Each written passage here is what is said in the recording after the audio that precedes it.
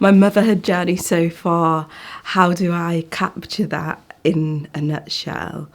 My journey of motherhood so far has not been the one that I thought it would be. I think I had looked at Instagram and social media and seen it like really looking so glossy and shiny and perfect. And I thought, yeah, I'm going to be like one of these Insta mums and I'm going to have like smoothies every morning and let's go out and do exercise and I'll drink so much water. My hair's going to be amazing and thick and all of these things. And then the reality hit. And for me, at 5 weeks, my sickness kicked in.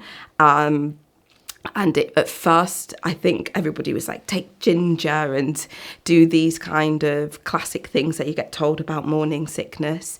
But the next week, the sickness progressed and it went from morning sickness to all-day sickness to I can't keep anything in my body, to going to hospital, having IV for a drip, being told like I'm at the most severe point of dehydration and that my body was like really kind of not told it was shutting down, but almost like it was shutting down, and feeling just so awful in myself, like I was suffering from the worst illness of my life. And that continued in that vein for until I was about 20 weeks. And I still have the sickness with the pregnancy now. It's under control a lot more, but it completely changed my perception of what like my motherhood journey would look like.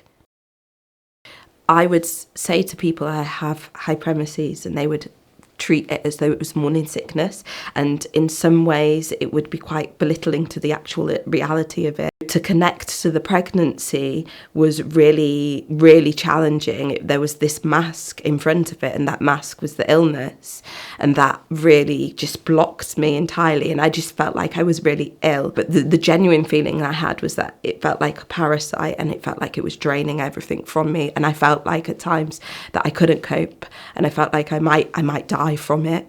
Like my body was rejecting everything that it had known. All of the things that I loved were completely gone. I think in the worst point, there was like 9 weeks that I just stayed on the sofa and I couldn't read because it made me throw up. If I stood up, I threw up. So it was really just about being quite sedentary in everything, and that was super, super challenging. To see the baby, to see this life form, this thing that's meant to be so organic and natural, growing inside me, and see it in those positive framings was incredibly challenging. It took a lot of resilience to get through it. Advice for the mums who might be going through HG. I'd say that you shouldn't feel ashamed of the thoughts and fears that come up. It being in my most transparent self, there were times where I really lost all hope and I questioned the pregnancy entirely. And although it was a planned pregnancy and it's everything that we've wanted, it felt really difficult to be able to continue and to see a whole 9 months in front of you in the state that you are is really challenging, and it's normal to feel that way. And if you can harness your inner strength and if you can think about everything that you've wanted and the purpose, the reason why you're having this pregnancy and wanting a baby, and use that to continue and use it as your strength to carry you through, I think that will be like, that's your gold.